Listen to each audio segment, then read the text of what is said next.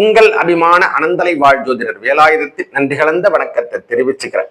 இந்த பதிவு எதுக்காகனா, நாம தமிழ் புத்தாண்டு பலாபலனை பார்க்க போறோம். இதுல மிதுன ராசிக்கு எவ்வாறு உள்ளது, மிதுனத்தை பொறுத்த வரைக்கும் கடந்து வந்த பாதை கடினமான பாதை தான்.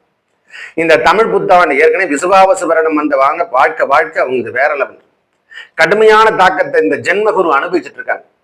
இந்த ஆண்டு ஜென்மகுரு நிறைவு பெற்று 2ஆம் இடத்துல சென்று உச்சம் பெறுகிறது. மனைவி சார்ந்த விஷயங்கள், குடும்பம் சார்ந்த விஷயத்துல கொஞ்சம் கவனத்தை எடுத்துங்க. மற்றபடி இவங்களுடைய பிசினஸ் எல்லாத்திலையும் ஒரு பெரிய ஜாக்பாட் அடிச்ச காலமாக முன்னேறக்கூடிய அமைப்பு, சிகப்பு கம்பளம் போட்டு வரவேற்கின்ற காலமாக மிதுன ராசிக்கு இருக்கு. கோச்சார ரீதியா 10ஆம் இடத்துல சனி பகவான் கர்மச்சனிக்கு வந்துரு. பெரியவங்க யாருன்னா உடல்நலத்துல இருந்தாங்கன்னா, பெரிய வயது மூப்புல இருக்கிறவங்களுக்கு உடல்நலத்துல கொஞ்சம் அக்கறை எடுத்துங்க. தாயாராகட்டும் தந்தையாராகட்டும் யாரானா இருக்கட்டும்.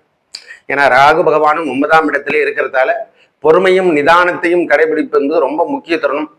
மனைவி சார்ந்த விஷயத்தில் இருந்து வந்த பிரச்சனை இந்த ஆண்டு ஜூன் மாசத்துக்கு அப்புறம் விலகத்துக்கான காலமாகும். 2 பேருக்கும் கணவன் மனைவி உறவில் இருந்து வந்த பிரச்சனையாகட்டும், குடும்பமாகட்டும், எல்லாத்துலேயுமே வேலையாகட்டும், தொழிலாகட்டும், எல்லாத்துலேயும் ஒரு பெரிய அக்ரிமெண்ட், பெரிய போஸ்டிங் வர்றதுக்கான அமைப்பாக மிதுன ராசிக்காரங்க இந்த வாழ்க்கை தரம் பராபவ ஆண்டு தமிழ் புத்தாண்டு இவங்களை உயர்வான இடத்துக்கு எடுத்து செல்லும்.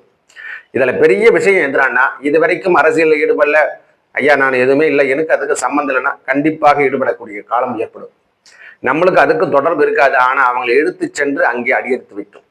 மிதுனத்தை பொறுத்த வரைக்கும் 2ஆம் இடம் என்று சொன்னால் அது கடகராசியில் அங்கே குரு பகவான் உச்சம் விடுவதும், அதே குரு பகவானுடைய பார்வை 9ஆம் இடத்துல சனி பகவானையும் சேர்த்து பார்க்கறதால தொழில இது வரைக்கும் மந்தமான நிலைமையில் இருந்தவங்க பெரிய ஹையர் கிரேடு, அதாவது சொந்த ஊரை விட்டு இன்னொரு ஊர், அதாவது மாற்று மொழி என்று சொல்லக்கூடிய வெளியூர் வெளிநாடுக்கு போறதுக்கான வாய்ப்புகள் மிதுன ராசிகாரங்களுக்கு வெளியே சென்றா பெரிய யோகத்தை தருகின்ற ஆண்டாக இந்த தமிழ் புத்தாண்டு பராபவ வருடம் பெரிய உயர்வான இடத்துக்கு செல்வத்துல அது அப்பாற்பட்ட விஷயம்.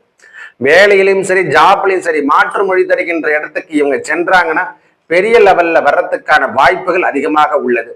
மற்றும் குழந்தை சார்ந்த விஷயம் 11ஆம் மாதத்துக்கு அப்புறம், அதாவது ஐப்பசி மாதம் என்று சொல்லக்கூடிய அமைப்புல இவங்களுக்கு குழந்தை சார்ந்த விஷயத்திலும் சரி, திருமணம் சார்ந்த விஷயத்திலும் சரி நல்ல முன்னேற்றத்தை காணலாம். தற்போது ஆரம்பத்துல ஒரு 3 மாத காலங்கள் ஜூன் மாசம், ஜூன் ஜூலை ஆகஸ்ட் வரைக்கும் கொஞ்சம் சந்தர்ப்ப சூழ்நிலை சாதகம் இல்லாம இருக்கும். அதுக்கப்புறம் எல்லாமே இவங்களுக்கு வின்னிங் த ஷாட் அப்படின்னு தான் சொல்லுவோம். அடுத்தொடுத்த வேலையிலும் சரி, செய்கின்ற வேலையிலும் சரி வெற்றி காணக்கூடிய அமைப்பாக வரும் இந்த பராபவ ஆண்டு. நல்லவை அனைத்தும் வந்து சேரும், நல்லதே நடக்கும். நன்றி, வணக்கம்.